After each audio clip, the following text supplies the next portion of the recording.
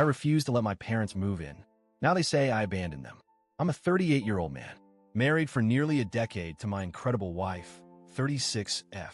We have 2 kids, 2 little tornadoes of joy and chaos, age 6 and 4. Life isn't perfect, but after years of grinding, juggling jobs, babies, diapers, bills, and all the late-night existential crises that come with adulthood, I finally felt like we were hitting our stride. About 5 years ago, we bought a modest but charming 3-bedroom house in a quiet suburb. It's not huge, but it's warm. It's ours. The kind of place where the walls remember laughter, where the smell of pancakes still lingers on Sunday mornings, where our kids' crayon doodles on the wall in the hallway are more cherished than annoying. And now, all of that feels like it might be at risk. It started innocuously. A phone call from my mom. We talk maybe once a week, sometimes twice. This time, though, there was something different in her voice. This mix of nervous energy and expectation. "We've decided to sell the house," she said. "They live 2 hours away in the house I grew up in. A beautiful old 2-story with creaky stairs and drafty windows and the kind of charm you can't build anymore. But I know my parents. That place hasn't felt like home to them in a long time. Maintenance is hard.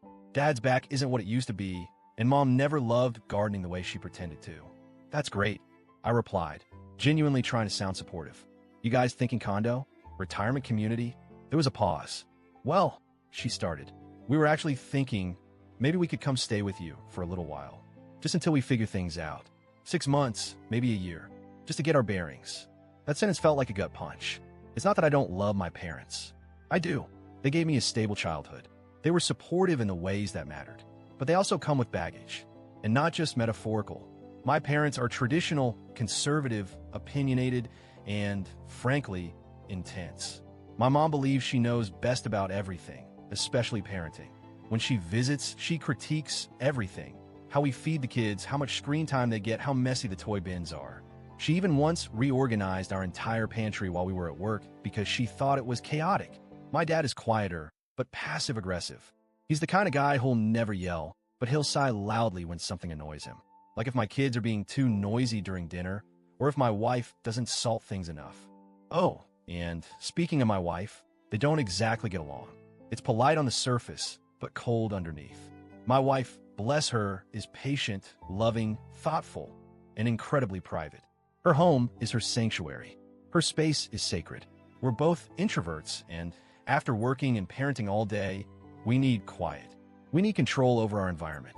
The idea of sharing our space, our sanctuary, with my parents for even a week, let alone a year, it was anxiety-inducing for both of us. Our house isn't large. 3 bedrooms. 1 for us, 1 the kids share, and the 3rd is the guest room. But really, it's my wife's remote work office, our storage closet, and the only room where you can close the door and not hear Paw Patrol. If my parents move in, that room's gone. My wife loses her workspace. Our house becomes a pressure cooker. We'd be on top of each other 24/7. There'd be no room to decompress. My wife would feel watched, judged. I'd feel trapped between being a son and a husband, constantly juggling emotional expectations. I didn't say no immediately. I told my mom we needed to think about it. I talked to my wife. She didn't say absolutely not, because she's not that kind of person, but I could see the tension in her eyes, the way she held her coffee tighter. She bit her lip, a nervous tic she's had since college. "I don't think I can do it," she finally said. "Not long term. I love them, but I don't feel safe with them here. Emotionally, I mean." And that hit me. I realized we were about to sacrifice our peace for someone else's convenience. So I called my parents back. I tried to be gentle. I told them we simply don't have the space, that our routines are tight, and that our home needs to stay a safe and private place. I offered to help them find a rental, even to cover part of it financially. That's when the drama started. My mother acted like I'd slapped her. "I can't believe this," she said, her voice breaking. "I raised you. We gave you everything. And now you're turning your back on us when we need you."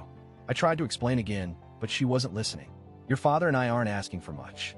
Just a roof over our heads while we transition. What kind of son refuses that?" My dad didn't say much. He just let her do the talking, occasionally nodding in silent agreement. But the look in his eyes, that mixture of disappointment and moral superiority, spoke volumes. Later that evening, my aunt texted me. Then my cousin. "Heard your parents are selling. They must be heartbroken you won't take them in. Family comes first, you know." I won't lie. The guilt was real. I spent days second-guessing myself, lying awake, wondering if I was being selfish. But every time I imagined them living with us, I felt the walls closing in. I imagined my kids being scolded for jumping on the couch, my wife tiptoeing around her own home, my mother judging everything from my parenting to our choice of cereal. Would I be a good son if I let that happen? Or would I be sacrificing the family I built for the family I came from? Here's what I realized. My parents are good people, but they've never respected boundaries. Not really. And this wasn't just about living arrangements.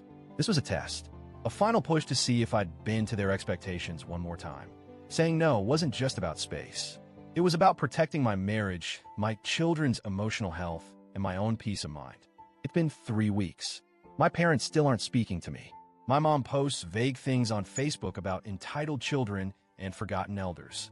A few more family members have chimed in, hinting that I've failed some unspoken generational contract. My wife has been supportive, but I know this has taken a toll. She worries that she's the bad guy in this, even though the decision was mutual.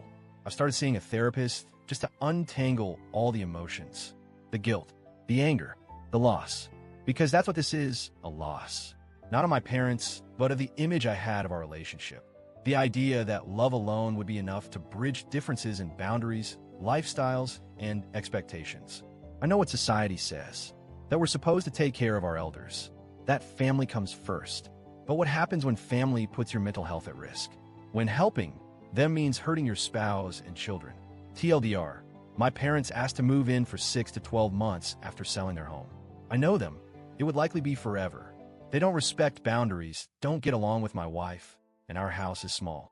I said no, and now they're furious and telling extended family I'm abandoning them. Ida,